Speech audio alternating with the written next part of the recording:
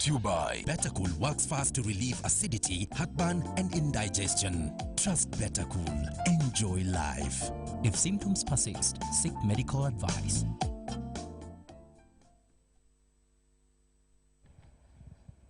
Right at the top of the hour, it is the 24th of October.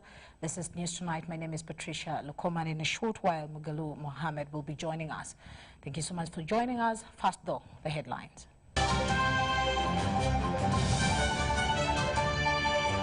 In our top stories, relatives to slain Maria Nagirinya testify in police court. 300 arrested in police raid on downtown shops. Stolen electronics and motorcycles are seized. Fast Russia-Africa summit to strengthen trade and bilateral relations on the international scene. And in sports, Uganda moves a place higher in FIFA rankings.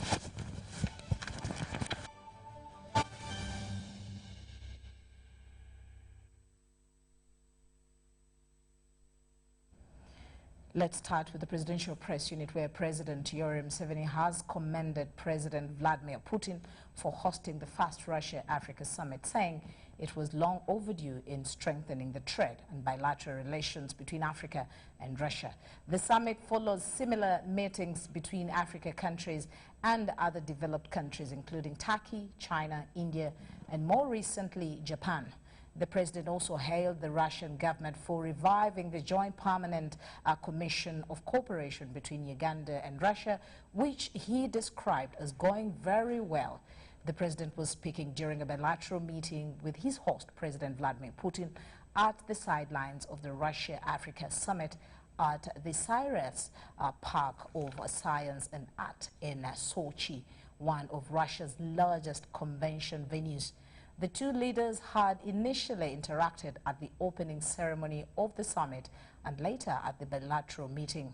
The president also urged his Russian counterpart to consider cooperating with Uganda on the issue of vaccines for human and livestock, space, technology, and cooperation at international fora.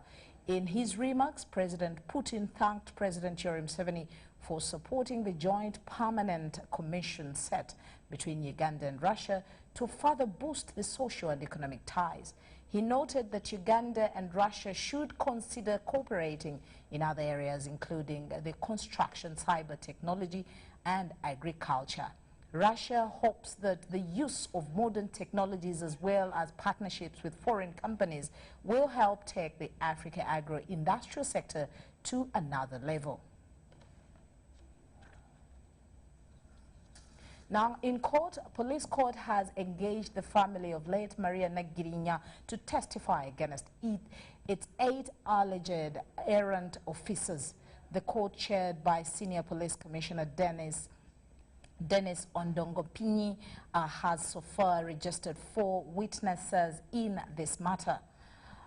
Well, Jared adjourned the matter until tomorrow, Friday, 25th October 2019, for further hearing, as we hear more in this report. Be the truth, the whole truth, and nothing but the truth.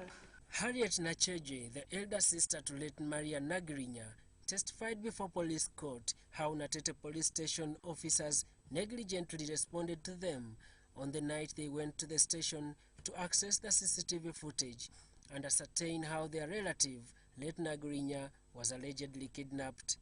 Actually, the officer was seated like this, raising his legs up while holding his feet like this.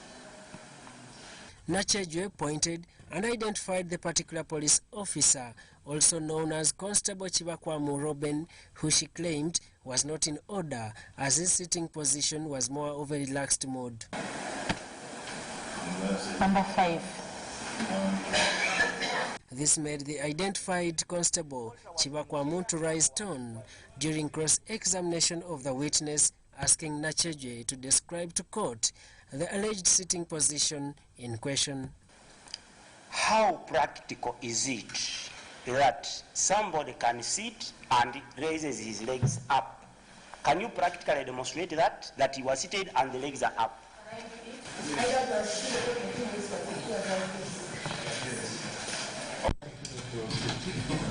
Constable Chibakwamu requested court, chaired by the Senior Commissioner of Police Dennis Odongopinyi, to visit the locus and verify the information as provided by the witness. It is my request that this honorable court goes for a locus to establish the allegation in the testimony of PW3. Joseph Lubowa, the father to the deceased, was the fourth witness to testify in this police court. Lubowa's testimony did not differ much as he recounts the confusion they went through. Someone told me, you are wasting time here. These people will not deal with this case. Then told me, you better go. These people can help you better than the police. That's why I went to the flying squad. And the officers there were very good because they actually gave me a feeling that actually there's someone helping me. Earlier, the police court engaged 54 years old Richard Kasasa, the Secretary for Defense, Navisasiro Zone, where the deceased Nagrinya lived. The defaulted 8 police officers were charged early this week with negligence of duty and misconduct. The officers include ASP Muhammad Ibiasi, ASP Alan Okello, ASP Andrew Nyezimana, and Detective Assistant Inspector of Police Sande Baguma, among others. Police Court Chairman Dennis Odongopinyi adjourned the case until tomorrow afternoon for further hearing. Because this case we have to hurry and finish. Daniel Mugoya reporting for UBC News. Now, in the same area, police have arrested over 300 suspected dealers in stolen motorcycles and electronic devices. The raid carried in morning hours of the day, targeted downtown Kampala. It was conducted together with sister security agencies. Addressing the press at the Central Police Station, Kampala police spokesperson Fred Enanga said that the crackdown was informed by water right intelligence that gathered over a period. Impromptu it was, as police and sister security agencies comprising of both overt and covert officers sealed off city arcades downtown, well known in the sale of second-hand electronics and motorcycles. These stolen items are for long-found market in many Kampala-based shops.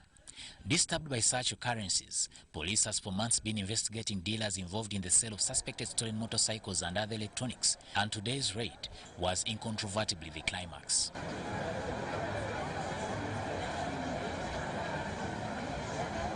Sake of the suspected stolen motorcycles, we targeted the areas around Muganzi Raza, that is at Katwe Chibuye, following our intelligence and the many concerns that were being raised around that place.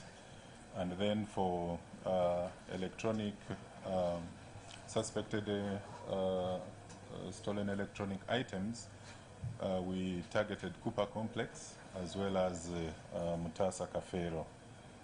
With cases of burglary seeming on the increase, police say such interventions will help solve crime. We thought that if we targeted these other shops that were involved in the production line, that would encourage these other thugs that are at the front line in breaking, mugging and attacking people who are going back and stealing these items from them. There was a way that in one way we would be disrupting these other activities. Police spokesperson Fred Enanga says all those with missing property can now report to police. In a related development, Uganda Communications Commission says they have procured gadgets which will be used to net and disconnect all counterfeit mobile phones on the market. The Commission's Executive Director Godfrey Mutabazi says this will be effected early next year. We've already acquired equipment and we are working with the telecom companies. This equipment is wired towards a database, international database for the whole world that registers all genuine phone manufacturers. So soon we shall connect it, and everybody who is on fake phone, cabinet and all that kind of thing will be disconnected. But we shall give you ample time to receive information and ensure that you prepare. Mutabazi revealed this at the sidelines of the ICT sector review held in Kampala. Samuel Sennono, UBC News. Well, thank you very much there, Sam Sennono. Some opposition parties have come out with a new strategy of engaging citizens through organizing a convention to discuss and find solutions to issues affecting the country. While addressing the media at their office at Katonga Road, former FDC President Dr. Kizza Besigye said it's time to take up patriotic duties as citizens. Opposition politicians have raised concern over the incidences of insecurity in the country. They quote police report which stated that in a week 21 people are murdered in different forms of violence. According to former FDC party president, insecurity is rooted into injustice. He cites land grabbing as a social and economic injustice. Look now, hundreds of Makerere students are in prison because of hiked fees. Their only crime being to say this fees is unfair. It is not a private institution, it's a public institution. We send there our children to get knowledge. They end up being abused in the most disturbing ways. Dr. Besigye, however, wonders why the exercise for voter registration update is being carried out by Local Council 1. But who are LC 1s? These are all people elected according to their parties. They are partisan. They are candidates themselves. They are campaign managers of their parties. Today they are the ones updating the register. The opposition have launched a campaign, Article 3, through organizing an all-inclusive convention to discuss with the public and chant a way forward.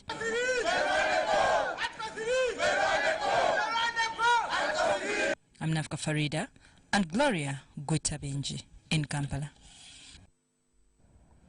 Now, Uganda will host 300 delegates from the 55 African Union member states to the 4th African Judicial Dialogue. The Judicial Dialogue is a biannual event that aims at improving networking amongst judicial officers. While addressing the media on the forthcoming event, the Deputy Chief Justice Alphonse Owiny-Dollo said the dialogue gives judicial officers skills to handle human rights related cases. To share experiences, to learn from one another.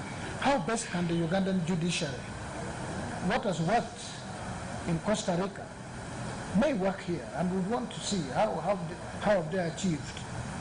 So we want to learn from them, and then we apply. The event that starts on 28th to 1st of November will also host 2 separate mini events on freedom of expression and safety of journalists. There'll be a training to the benefit of the Fourth Estate, since that is now your notorious title. This is on media coverage and training on the promotion of knowledge on AU human rights institution. But the media in Uganda still lashes at the judiciary for being one of the leading violators of rights of journalists. But the principal judge, Yorkamba Mwine, blamed the few cases of conflict between journalists and some members of the judiciary on personal conduct. Because that individual is yet to be tried. And I don't know whether the matter was reported to police like any other assault.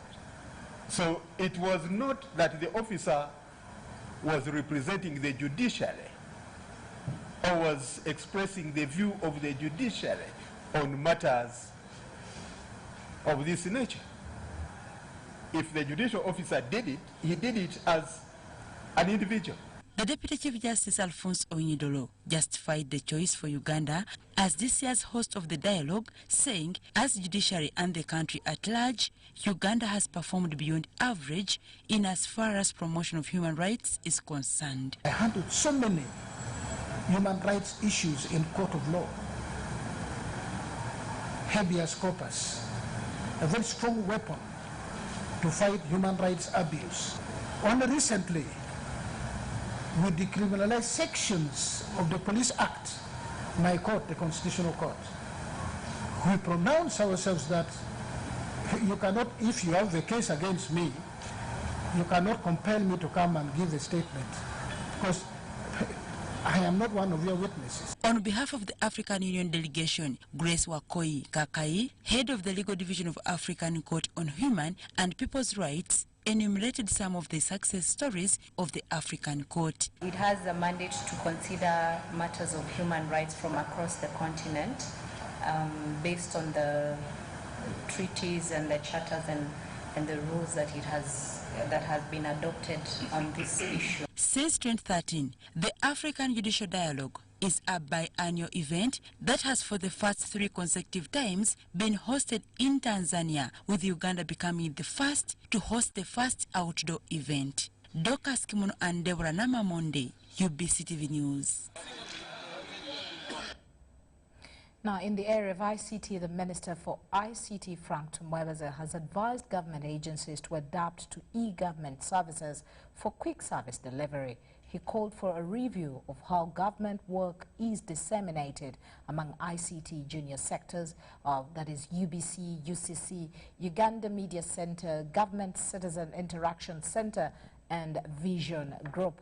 Now, as Ivan Kaho reports, the minister was addressing stakeholders at the 2018-2019 ICT sector review in Kampala. The 2018-2019 ICT sector annual performance review has highlighted achievements for the ministry and prospects for next financial year 2019-2020. In the financial year 2018-2019, the ICT ministry launched the broadband policy and e-government, which automates government services via digital platforms. The ministry reports that access to television services was hyped in underserved areas through the China-Uganda cooperation. As the infrastructure giant, we are looking into the aspect of promoting digitization platform for content, both for the media and as well as IT, broadcasting and all that. The ministry is to fast-track and review laws that cater for new trends and emerging technologies, plus developing infrastructure sharing guidelines. This will also include a review of the Press and Journalism Act, which intends to professionalize journalism. When it was passed in 1996, citizen journalism was not an issue. Now, it's with us. All of us are journalists. With a smartphone, you can capture and disseminate information. But what type of information are we disseminating? We now hear about fake news. There's fake news, but there's also distributing content which is in bad taste, as far as we are concerned. Uganda Communications Commission clarifies that UBC can partly play a key role in shaping the operation of mainstream media. If you look at the work other broadcasters are doing, it's enormous. You must do it. And that's the price we are paying now is because we are not funding our national broadcaster. If we are all over, good quality, good infrastructure, good journalists, we wouldn't be having this problem. And all these journalists would be working for you, for UBC. The ICT Cabinet Minister Frank Tumwebaze believes that there is need to improve quality of services and consistent connectivity. So by doing that, we are creating jobs. Mobile money agents, reducing the cost of transport. I'm here in Kampala. I can run my farm from here. So that's one. And we must congratulate ourselves as the sector that the penetration of these services is also creating jobs. Internet service providers have pledged to review how the nation can enjoy using data with expiry date scrapped off, though they argue that the cost of data is low. Cost of delivering 1 gigabyte of data on your mobile phone is about 10,000 shilling. That's what it costs us as an industry to deliver that 1 gigabyte on your phone. And we are selling it, if you remove the taxes, at about 3,500 shilling. So we are basically already selling data far below the cost of data. Now, broadband is becoming a cost of production. Tell those economic teachers to add it on the factors of production, if they did not know.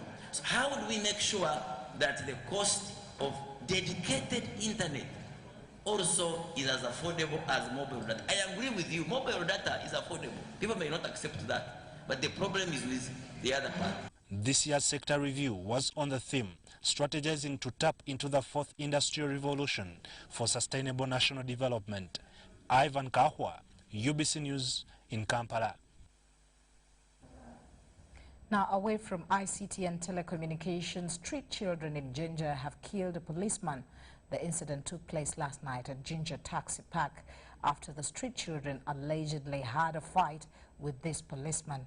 The dead policeman is identified as Corporal George Tanga, and he had been deployed at Jinja Market Police Post. Eyewitnesses at the scene of the incident say that Corporal Tanga had arrested the street children after finding them in possession of stolen property. Jinja RDC Eric Sakwa explained that Tanga has been hacked with a machete as he tried to defend himself from the irate street children.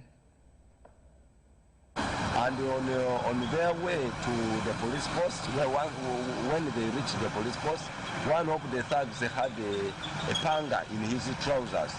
And indeed, he pulled out a panga, he used the panga and cut the policeman to death in his neck. This is quite unfortunate because street men had become, they have become now a problem in Jinja. They are extremely very many. They move with machetes, they move with metal bars, they move with sharp objects, and they are terrorizing people of Jinja and almost all roads in. It's time for us to take a short break, but News Tonight continues after that. Stay with us.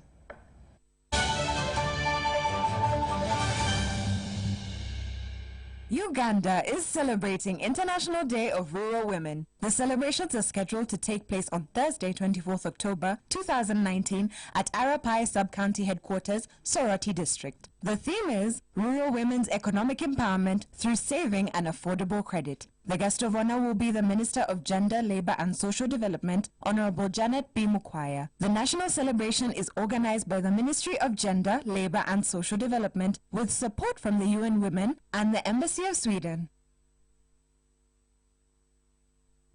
Mommy, you can't touch me. You can't touch me. Daddy, what's wrong? I've had a long day, Angel, and I have a bad headache. Oh, I'll give you something that will make you feel better if you promise to play with us. Headache? Toothache? Unapoumwa, unataka kitulizo kwa haraka gani? Mara moja. Pain and Fever Reliever. A quality product from Beta Healthcare contains paracetamol, caffeine and aspirin. Beta Healthcare. Caring for all. If symptoms persist, seek medical advice. Reward check target. Dial star 162 get 100% on data and bonus. Win instantly with Mega Master Pay. Just recharge and hit your target. Mega Masape from Airtel is back, and everyone, we mean everyone, gets a bonus. All you have to do, check your target, recharge, get 100% bonus on data and minutes. Dial star 162 hash today to know your target. Airtel, the smartphone network. Does heartburn stop you from eating the things you love? Eating too fast, alcohol or spicy food can trigger acidity, heartburn, indigestion or flatulence. Your best bet is Bettercool. Bettercool works fast to relieve acidity, heartburn and indigestion. Trust Bettercool. Enjoy life. If symptoms persist, seek medical advice.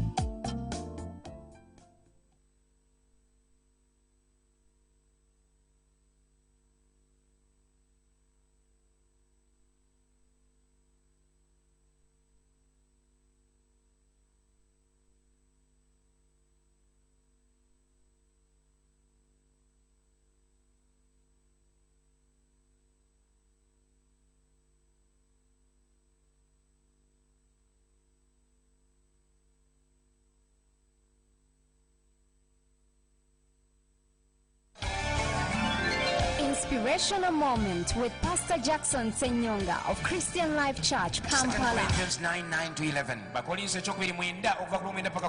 As it's written, He has scattered abroad his gifts to the poor.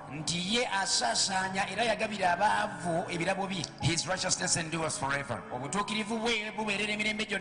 Now he who supplies seed to the sower and bread for food will supply and multiply your store, the store of seed, and will increase the harvest of your righteousness. You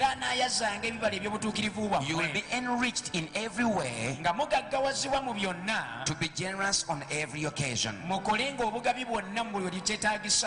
God who scatters seed and gives it to the sower give you every gift in Jesus' mighty name.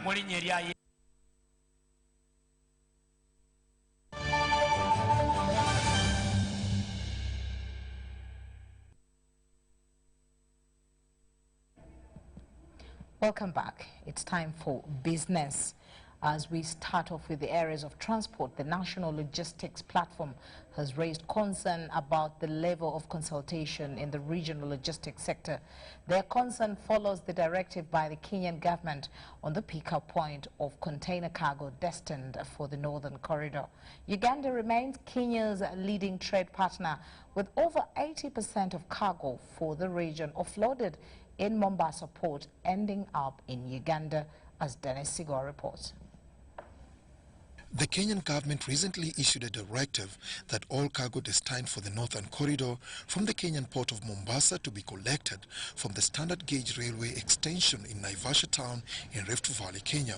However, this was not in consultation with Ugandan stakeholders. There are still serious gaps in the consultation process, not only between Kenya and Uganda or within the region, but even with our governments. The gaps are serious, and that is what we're trying to focus on at the platform level, to get everybody under one voice. Because if we dialogue under one voice, then our voice is bigger. As cargo is moved from the road to rail as planned, there are many issues that need to be addressed for an efficient flow of goods. As a freight forwarder or as the cargo owner, you have to move the container from the facility around, they say, you said 46 kilometers, they say 34 kilometers to where the meter gauge is. But then what we don't know is what happens to customs procedures in that. Will you have to do a ponding when you do that? What is there equipment available at the terminal in Naivasha? Is there a terminal in Naivasha in the first place? These were among issues deliberated at the stakeholder workshop for the development of modern and cost-efficient freight logistics systems, an initiative spearheaded by the Ministry of Works and Transport in partnership with Trademark East Africa. The study, we are now discussing the interim report. So the views from the stakeholders meeting of today will help us to finalize the interim report, and then we will be proceeding to finalize the report in the next 2 months. With this research and studies, it gives us information which we can use to inform government, to inform development partners, and even the private sector that this is what's on the ground, and we make the appropriate decisions for an efficient logistics system. The envisaged corridor will focus on 2 routes, Kasese Kampala-Tororo and Tororo-Guru-Pakwach. It will include operations of the existing meter gauge railway and the standard gauge railway. Dennis Igoa for UBC News.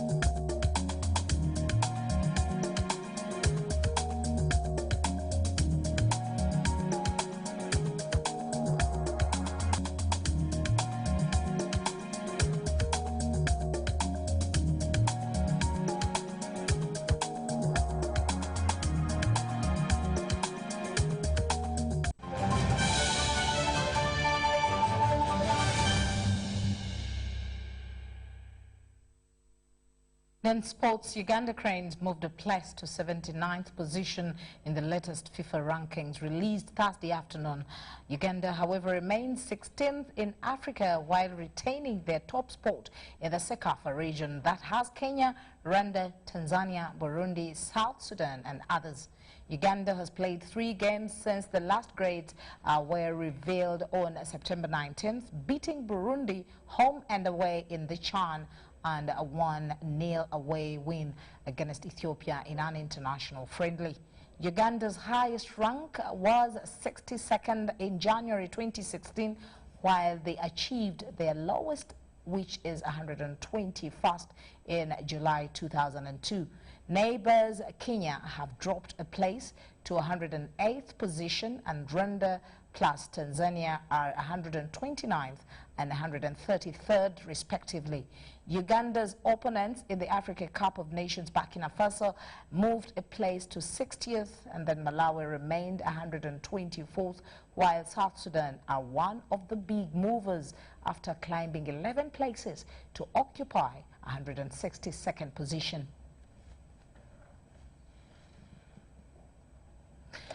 Well, that does bring us to the end of News Tonight, but before we sign out, let's have the recap on our headlines.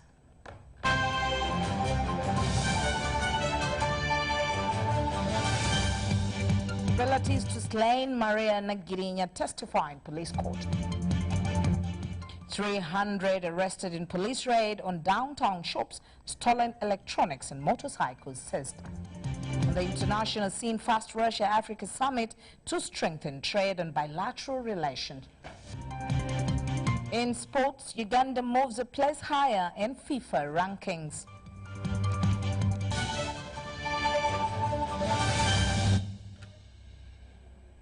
It's always a pleasure. Our next bulletin will come your way at 10 o'clock. My name is Patricia Lukoma. On sign language, it has been Mugalu Mohammed. Stay tuned.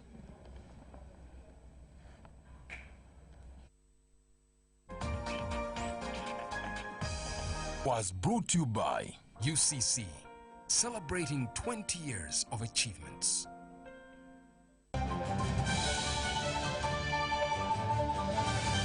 Brought to you by Better Cool works fast to relieve acidity, heartburn, and indigestion. Trust Better Cool. Enjoy life. If symptoms persist, seek medical advice.